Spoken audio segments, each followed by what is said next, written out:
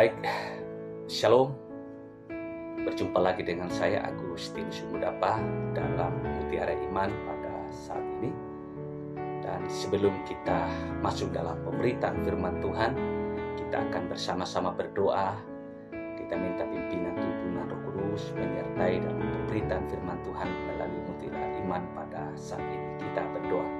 Bapa di sorga, kami mengucap syukur kepadamu buat segala kebaikan kemurahan-Mu. Saat ini hamba akan menyampaikan firman-Mu dalam renungan firman Tuhan melalui Mutiara Iman.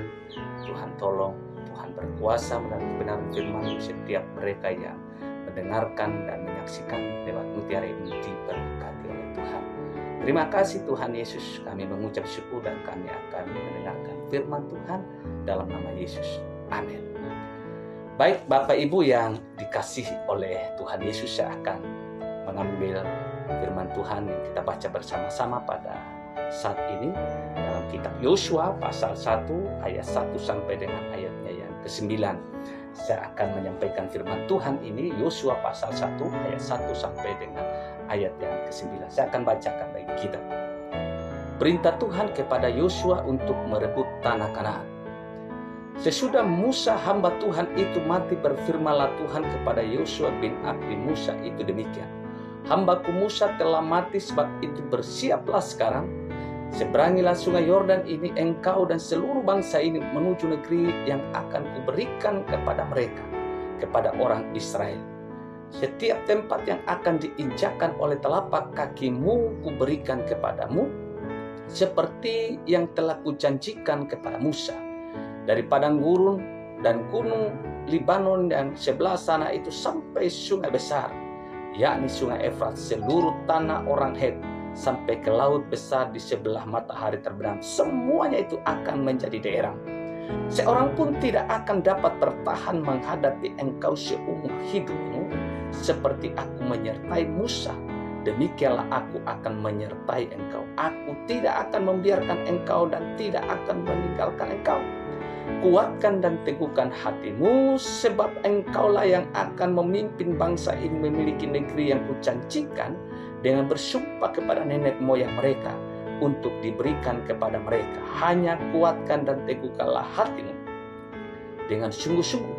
Bertindaklah hati-hati sesuai dengan seluruh hukum yang telah diperintahkan kepadamu oleh hambaku Musa. Janganlah menyimpan ke kanan atau ke kiri, supaya engkau beruntung kemanapun engkau pergi. Janganlah engkau lupa memperkatakan kitab Taurat ini, tapi renungkanlah itu siang dan malam, supaya engkau bertindak hati-hati sesuai dengan segala yang tertulis di dalamnya. Sebab dengan demikian perjalananmu akan berhasil dan engkau akan beruntung. Bukankah telah kuperintahkan kepadamu, kuatkan dan teguhkanlah hatimu. Janganlah kecut dan tawar hati, sebab Tuhan Allahmu menyertai engkau kemanapun engkau pergi. Demikian firman Tuhan pada sore hari ini. Saudaraku yang saya kasih dalam Tuhan, saya akan menyampaikan tema firman Tuhan berbicara tentang menikmati janji-janji Tuhan. Di dalam firman Tuhan ini ada begitu banyak janji-janji Allah. Janji Allah yang tertulis dalam firman Tuhan ini adalah janjinya ya dan amin. Tidak seperti janji manusia. Manusia seringkali mengingkari janji, tapi Tuhan tidak pernah mengingkari janji. Saudara, ketika seorang Musa ini dikatakan firman Tuhan mati, maka secara otomatis Yosua harus melanjutkan kepemimpinan daripada tuannya yang bernama Musa. Memang tidaklah gampang dan tidaklah mudah di dalam memimpin bangsa Israel ini menuju ke satu tanah, di mana tanah itulah tanah dikatakan oleh Tuhan yang berlimpah susu dan madu. Kita tahulah bangsa Israel siapa sih mereka. Mereka lah bangsa yang tegar tengkuk, bangsa yang keras kepala, saudara. Tetapi ketika Tuhan berkata kepada seorang Yosua ayat 2, hambaku Musa telah mati, sebab itu bersiaplah sekarang. Seberangilah sungai Yordan ini, engkau dan seluruh bangsa ini menuju negeri yang akan kuberikan kepada mereka, kepada orang Israel. Satu tantangan besar. Setelah Yosua ini menjadi pemimpin, di dalam memulai karir kepemimpinan, dia harus menyeberangi sungai Yordan. Kita tahu setelah menyeberang sungai Yordan ada musuh yang menanti, yaitu bangsa Yeriko. Tetapi apa yang terjadi, saudaraku, ketika Allah memanggil, mengutus, dan menjadikan seorang Musa menjadi pemimpin, tidaklah gampang. Tapi kita tahu Allah itu berdaulat atas apa yang Ia lakukan kepada seorang Yosua. Saya mau katakan buat kita, ada janji-janji Allah yang harus kita nikmati dalam kehidupan kita. Seperti seorang Yosua ini. Janji pertama dikatakan ayat 3, ada penyertaan Allah. Kalau kita lihat di dalam ayat yang kelima, kita melihat seorang pun tidak akan bertahan menghadapi engkau seumur hidupmu, sebab aku menyertai Musa, demikianlah aku akan menyertai engkau. Aku tidak akan membiarkan engkau dan tidak akan meninggalkan engkau. Yang pertama saya katakan, kita mau menikmati janji Allah. Kita mau menikmati janji-janji Allah. Yang pertama karena adanya penyertaan daripada Allah. Yosua ini kita tahu siapa dia. Dia ini itu hanyalah abdi Musa, hamba daripada seorang Musa, saudara. Selama Musa menjadi pemimpin, dia seorang yang hanya taat dan tunduk pada perintah seorang Musa Tuhan. Tetapi setelah Musa dipanggil Tuhan, setelah Musa meninggal, tetapi terjadi tongkat estafet kepemimpinan itu berpindah ke tangan seorang Yosua. Ketika Tuhan berkata, engkaulah yang memimpin bangsa ini menuju ke satu tempat di mana Allah telah bersumpah kepada nenek moyang mereka, yaitu tanah yang berlimpah susu dan madu. Engkaulah yang membawa bangsa ini menyeberang sungai Yordan. Tetapi Allah berkata, aku menyertai engkau. Sekali-kali aku tidak akan membiarkan engkau, sekali-kali aku tidak meninggalkan engkau. Dibuktikan dengan apa? Ayatnya ketiga, kalau kita melihat bukti bahwa Allah akan menyertai Musa, setiap tempat yang diinjak oleh telapak kakimu, kuberikan kepadamu. Perhatikan, janji Allah tidak sekedar janji semata-mata, saudara, tapi janji yang akan diperlihatkan dengan bukti. Setiap dikatakan tempat yang akan diinjak oleh telapak kakimu, kuberikan kepadamu, seperti yang telah kujanjikan kepada Musa. Ayat yang keempat, dan dari padang gurun dan gunung Libanus sebelah sana itu sampai ke sungai besar, sungai Efrat, seluruh tanah orang Het, sampai ke laut besar di sebelah matahari terbenam, semuanya itu akan kuberikan kepadamu. Itu janji Allah. Oh, dia menyertai Musa, dan Tuhan berkata, seorang pun tidak akan bertahan menghadapi engkau seumur hidupmu, karena aku menyertai engkau. Bapak Ibu yang dikasih oleh Tuhan dan kita semua yang menyaksikan Mutiara Iman pada saat ini, janji Allah yang kita harus nikmati, yang pertama adalah janji penyertaan. Kalau dia menyertai saya, saudara, kita akan melakukan hal-hal yang besar dalam kehidupan kita. Kita akan mampu melakukan hal-hal yang hebat dalam kehidupan kita.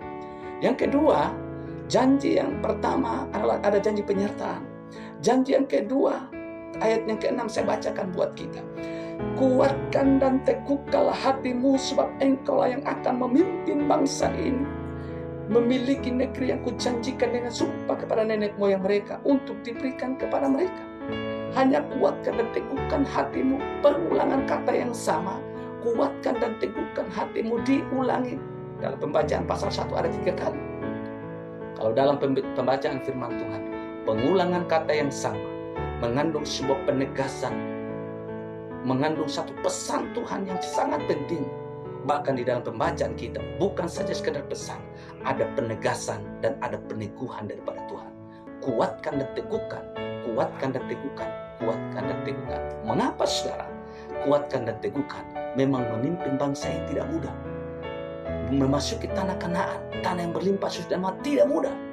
Ada tantangan, ada proses, ada persoalan. Pertama, setelah menyeberangi sungai Yordan, ada orang-orang Yeriko yang menanti mereka. Yang kedua, tantangan dari dalam tersendiri, ada pemberontakan. Kita tahu siapa bangsa Israel. Mereka bangsa yang kadangkala bersungut, bersyukur.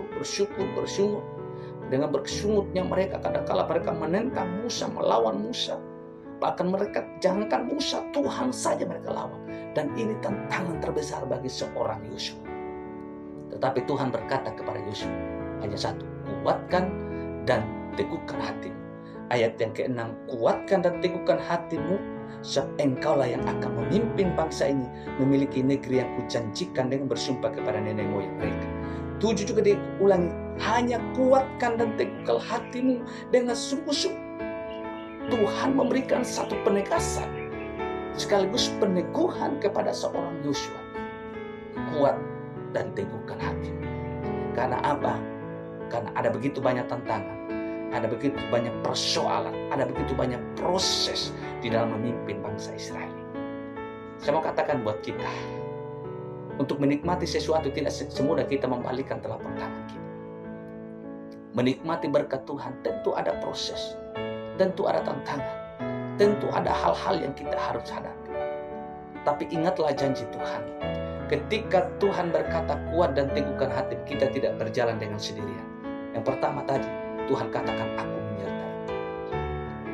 Aku menyertai engkau, kata Tuhan. Yang kedua, kita harus tetap kuat, teguh di dalam Tuhan. Kita harus tetap memandang kepada Tuhan. Persoalan boleh ada, tantangan boleh ada, tetapi jangan melihat masalah. Mungkin masalah yang kita hadapi akhir itu mungkin masalah dalam keluarga, masalah pekerjaan, masalah ekonomi, masalah kebutuhan hidup. Tapi pandanglah Tuhan. Tuhanmu lebih besar dari masalah. Tuhanmu lebih besar dari apa yang kita gumuli hari-hari ini. Tuhan kita lebih besar dari apa yang kita doakan. Bagaimana kita sebagai anak Tuhan tetap berserah diri, tetap sungguh-sungguh percaya Tuhan, tetap kita mengandalkan Tuhan di dalam setiap perjalanan kehidupan kita. Kita belajar daripada Yosua pada saat ini. Siapa sih dia? Dia itu hanya seorang hamba daripada seorang Musa. Dia itu hanya abdi daripada seorang Musa.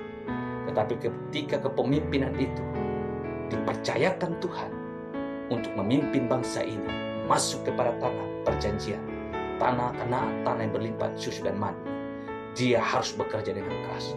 Karena di sana ada tantangan, ada persoalan, ada pergumulan, ada hal-hal yang besar yang menghadapi dia. Tetapi saya mau katakan bagi kita orang-orang yang percaya Tuhan, masalah boleh ada, tantangan itu boleh ada, persoalan itu ada. Tapi selama kita berjalan bersama-sama dengan Tuhan, yakinlah, percayalah, Tuhan pasti akan menolong saya dan saudara. Dan itu yang kedua. Dan yang ketiga, saudaraku, kita lihat di dalam ayat yang ke-8 dikatakan, janganlah engkau lupa memperkatakan kitab Taurat ini, tetapi renungkanlah itu siang dan malam, supaya engkau bertindak hati-hati sesuai dengan segala yang tertulis di dalamnya. Sebab dengan demikian perjalananmu akan berhasil dan engkau akan beruntung. Bukankah telah kuperintahkan kepadamu, kuatkan dan teguhkanlah hatimu, jangan kecut dan tawar hati. Sebab Tuhan Allahmu menyertai engkau kemanapun engkau pergi. Yang ketiga, saudara, jangan pernah kita lupa untuk merenungkan kebenaran firman Tuhan, memperkatakan firman Tuhan itu dalam kehidupan kita. Karena firman Tuhan dikatakan, jangan lupa memperkatakan Taurat ini, tapi renungkanlah siang dan malam. Supaya apa? Kata firman, supaya perjalananmu beruntung, supaya perjalanan berhasil. Saya mau katakan buat kita, rahasia keberhasilan, rahasia kesuksesan dalam hal apa saja yang kita kerjakan hanya satu. Jangan pada lupa memperkatakan firman Tuhan dalam kehidupan kita. Selain itu kata firman Tuhan, supaya engkau dapat bertindak hati-hati. Orang yang hidup dalam firman Tuhan, renungkan firman Tuhan, baca firman Tuhan, dia lakukan, dia praktekkan itu. Bahkan saya katakan, kalau kita datang beribadah, tidak sekedar kita dengar. Apa yang kita dengar, apa yang kita baca, setelah itu kita pulang, kita hidupkan kebenaran itu dalam diri kita. Dengan cara apa? Perkatakan, ucapkan itu. Karena firman Tuhan, rahasia keberhasilan, rahasia kesuksesan itu ada sejauh mana saya dan saudara merenungkan firman Tuhan itu. Firman Tuhan katakan, renungkanlah itu, jangan engkau lupa memperkatakan itu, tapi renungkanlah itu siang dan malam, supaya engkau bertindak hati-hati. Ketika kita merenungkan firman Tuhan, yang pertama kita bisa dapat bertindak dengan hati-hati. Yang kedua, kita akan menikmati keberhasilan dari Tuhan sesuai dengan segala yang tertulis dalam firman Tuhan. Dengan demikian perjalananmu akan berhasil dan engkau akan beruntung. Kita mau menjadi anak-anak Tuhan yang berhasil, anak-anak Tuhan yang beruntung. Kalau orang sana pakai istilah kata hoki, mana-mana saja dia berada pasti hoki, pasti beruntung. kuncinya satu. Jangan pernah engkau lupa memperkatakan firman Tuhan itu dalam kehidupan, dalam pekerjaan, dalam keluarga. Kita mau belajar, saudara. Kebenaran firman Tuhan itu ada dalam keluarga kita. Kita renungkan di dalam keluarga kita. Percayalah, kita menjadi orang-orang diberkati Tuhan. Perjalananmu akan berhasil, kata firman Tuhan. Dan kita menjadi orang yang paling beruntung dalam hidup ini. 3 hal ini, mari kita renungkan bersama pada sore hari ini. Pada saat ini, bahwa menikmati janji Tuhan karena ada penyertaan Tuhan.